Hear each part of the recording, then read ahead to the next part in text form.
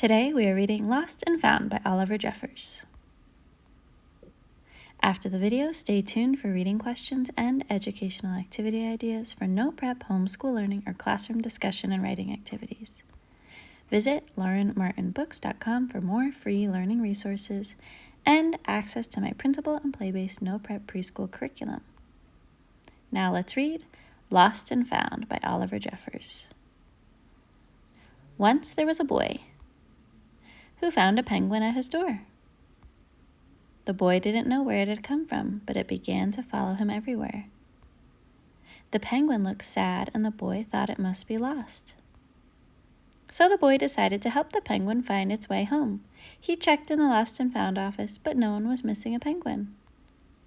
He asked some birds if they knew where the penguin came from, but they ignored him. Some birds are like that. The boy asked his duck, but the duck floated away. He didn't know either. That night, the boy couldn't sleep for disappointment. He wanted to help the penguin, but he wasn't sure how. The next morning, he discovered that penguins come from the South Pole, but how could he get there? He ran down to the harbor and asked a big ship to take them to the South Pole, but his voice was much too small to be heard over the ship's horn.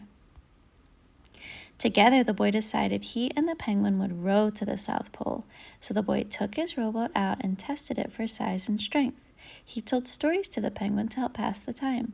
Then they packed everything they would need and pushed the rowboat out to sea. They rowed south for many days and many nights. There was lots of time for stories, and the penguin listened to every one, so the boy would always tell another. They floated through good weather and bad, when the waves were as big as mountains, until finally they came to the South Pole. The boy was delighted, but the penguin said nothing. Suddenly, it looked sad again as the boy helped it out of the boat. "Welcome to the South Pole." Then the boy said goodbye and floated away. When he looked back, the penguin was still there, but it looked sadder than ever. It felt strange for the boy to be on his own. There was no point telling stories now because there was no one to listen except the wind and the waves. Instead, he just thought. And the more he thought, the more he realized he had made a big mistake. The penguin hadn't been lost. It had just been lonely.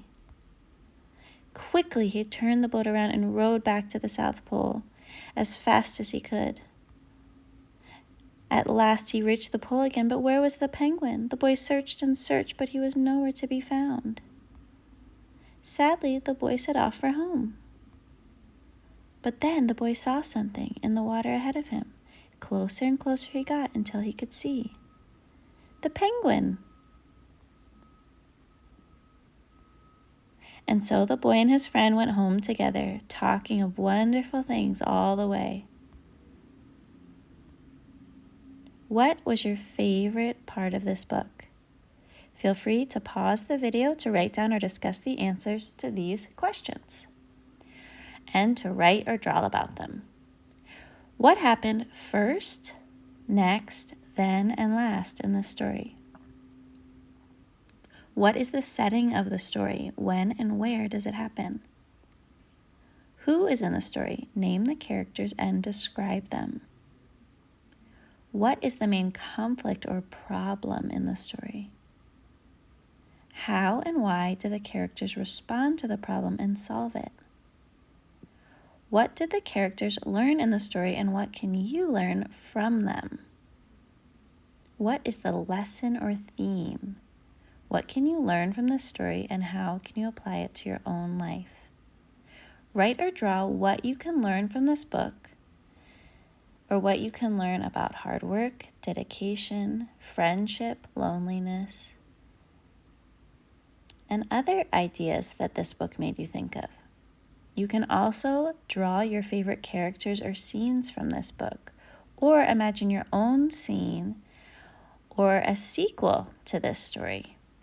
Please like, share, and subscribe to Lauren Martin Books for more read-along stories with comprehension questions, drawing, and writing activity ideas.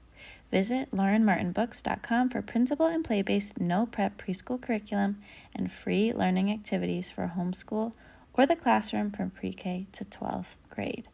Thank you for reading with me.